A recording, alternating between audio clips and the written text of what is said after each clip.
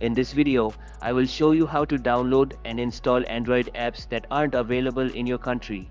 Sometimes, you might come across a new app you're really excited about, only to find out it's not accessible in your region. But don't worry, I'll walk you through how to fix that.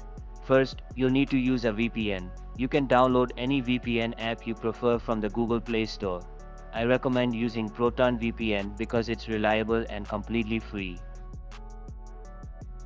Once you've installed the VPN, open it and connect to the country where the app is available.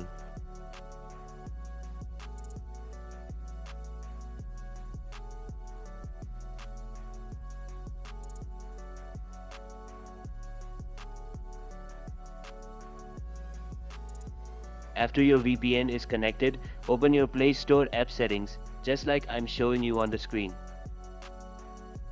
Now, tap on Storage and Cache and clear the cache. Once that's done, go back and tap on Force Stop, then confirm it by selecting OK. After that, open the Google Play Store again and search for the app you want.